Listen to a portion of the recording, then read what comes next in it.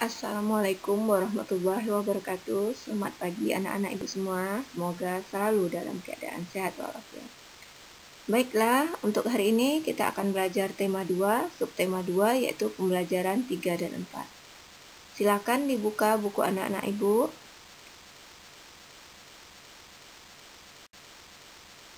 Nah, kita akan belajar muatan bahasa Indonesia yaitu tentang kata tanya dalam kalimat. Dalam membuat sebuah kalimat, ada kata tanya yang harus kita gunakan. Yang pertama yaitu apa. Apa digunakan untuk menanyakan benda. Contoh, apa yang dibawa Ani? B. Siapa? Siapa digunakan untuk menanyakan orang. Siapa nama anak itu? Kapan? Kapan digunakan untuk menanyakan waktu. Kapan ayah datang? Di mana digunakan untuk menanyakan tempat. Di mana rumah kakak? Bagaimana digunakan untuk menanyakan keadaan. Bagaimana kabar anak-anak ibu semua? Mengapa digunakan untuk menanyakan sebab akibat.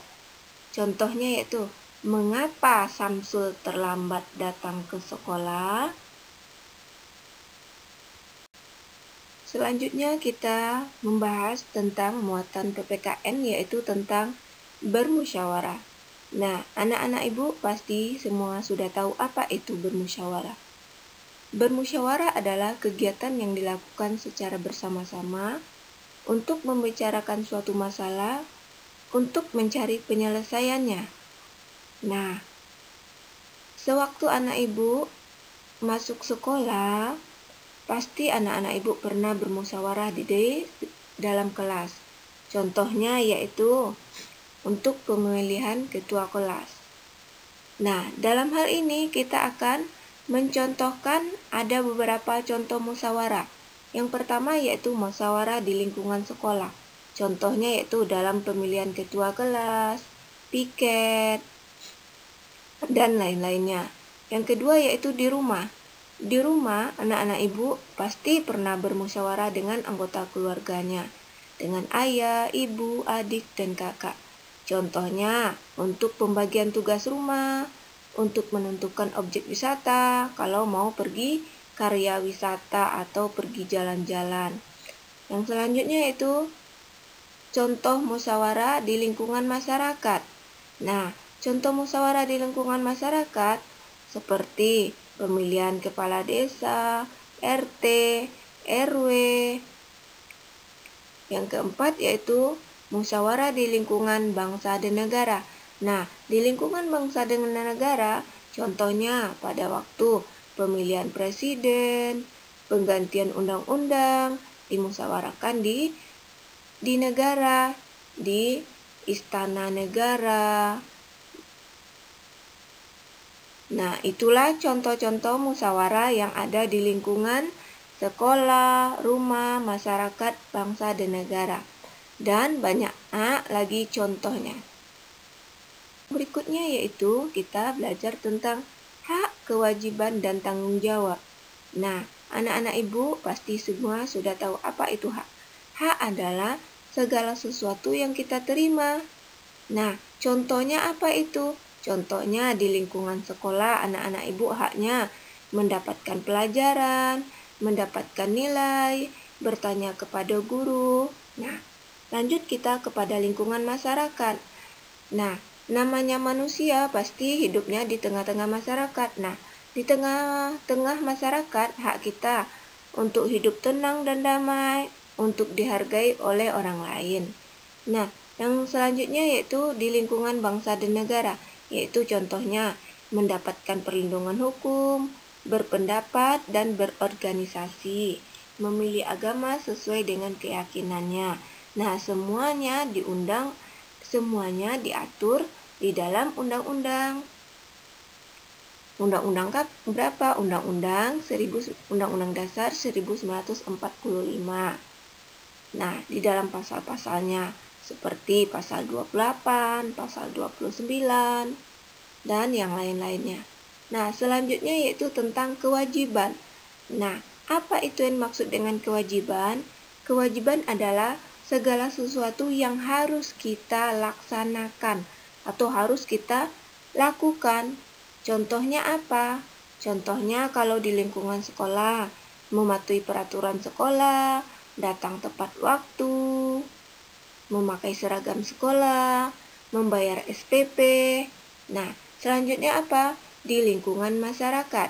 Di lingkungan masyarakat, contohnya kewajiban kita, kalau ada kerja bakti, kita harus ikut. Terus ronda malam secara bergantian. Selanjutnya di lingkungan bangsa dan negara, contohnya membayar pajak, mematuhi peraturan lalu lintas, dan lain-lainnya. Nah, hak dan kewajiban harus bertanggung jawab. Nah, apa itu pengertian tanggung jawab?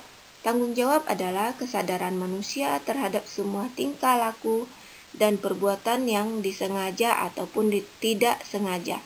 Nah, jadi antara hak, kewajiban, dan tanggung jawab, dia harus sejalan ketiganya. Setelah kita mendapatkan hak, kita melakukan kewajiban. Nah, terhadap kewajiban dan hak itu kita harus bertanggung jawab. Contohnya anak ibu piket. Nah, piket itu bukan asal-asalan, tetapi kita harus memiliki tanggung jawab untuk dapat menyelesaikan piketnya, membersihkan kelas.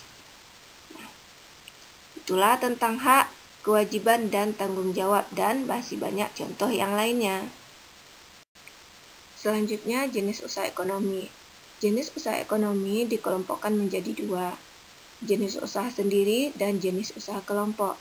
Jenis usaha sendiri ada tiga, yaitu petani. Contohnya petani jagung, petani kedelai, petani singkong, petani sayur-sayuran, petani buah-buahan. Yang kedua yaitu peternak. Peternak sapi, kerbau, kambing, unggas, dan lain-lainnya. Yang ketiga pedagang, yaitu contohnya pedagang besar, pedagang enceran, pedagang kaki lima, pedagang asongan, dan pedagang yang lainnya. Selanjutnya yaitu jenis usaha berdasarkan kelompok. Berdasarkan kelompok ada 4. Yang pertama yaitu firma, perseroan terbatas, persekutuan komunitas, koperasi. Nah, semua jenis usaha ekonomi itu diatur di dalam pasal 33. Nah, kita lanjut kepada kegiatan ekonomi. Kegiatan ekonomi itu ada 3. Yang pertama yaitu produksi, yaitu kegiatan menghasilkan barang. Nah, kegiatan menghasilkan barang, baik kegiatan menghasilkan barang setengah jadi menjadi barang jadi, bahan mentah menjadi barang setengah jadi, dan sebaliknya. Nah, orang yang melakukan kegiatan produksi dinamakan produsen. Lanjut, yaitu yang kedua, distribusi. Distribusi yaitu kegiatan menyalurkan barang. Kegiatan menyalurkan barang dari produksi sampai kepada tangan konsumen. Nah, orang yang melakukan kegiatan penyaluran barang itu dinamakan distributor. Lanjut, yang ketiga yaitu konsumsi. Konsumsi yaitu kegiatan memakai atau menghabiskan barang. Nah, orang yang menggunakan atau memakai barang itu disebut dengan konsumen. Sudah paham ya anak-anak ibu apa itu produksi, produsen, distributor, distribusi, konsumsi, dan konsumen. Demikianlah materi kita hari ini, semoga bermanfaat. Silakan dipahami dan kerjakan latihannya halaman yang ada pada.